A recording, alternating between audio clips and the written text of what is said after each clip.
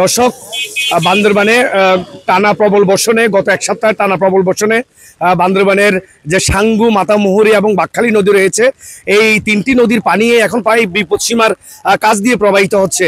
আমি যে জায়গাটিতে দাঁড়িয়ে আছি এটি বান্দরবান শহরের সাঙ্গু ব্রিজ।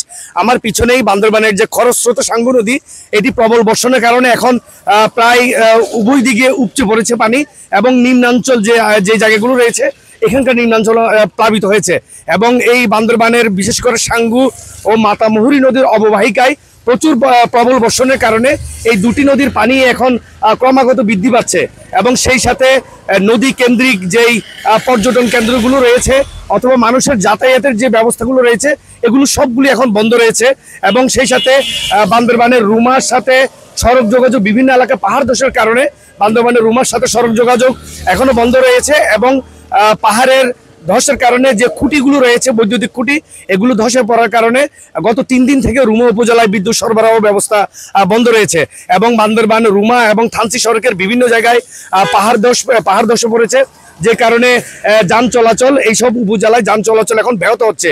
একটি বিষয় আমি জানিয়ে রাখি যে বান্দরবানে গত প্রায় 5 দিন ধরে প্রবল বর্ষণ চলছে এবং থেমে থেমে বর্ষণ চলছে এবং এই নদীর পানি বৃদ্ধির কারণে বান্দরবানের থানচিতে গত 30শে জুন একটি ইঞ্জিন চালিত বোট উল্টে সেখানে 2 জন শিক্ষার্থী নিখোঁজ হয়ে যায় এবং তাদেরকে এখনো কোনো খোঁজ পাওয়া যায়নি। সেখানে নদীতে তীব্র স্রোতের কারণে দমকল বাহিনী সেখানে উদ্ধার অভিযান তারা চালাতে পারছে না বলে আমাদেরকে যেটি জানিয়েছেন। এবং সেই সাথে যে বান্দরবানের পাহাড়ের পাদদেশে যারা বসবাস করছে তারা অনেকটা ঝুঁকি নিয়ে বসবাস করছে। এরকম প্রায় 20,000 লোকজন রয়েছে যারা নদীর আশেপাশে এবং পাহাড়ের পাদদেশে বসবাস করছে।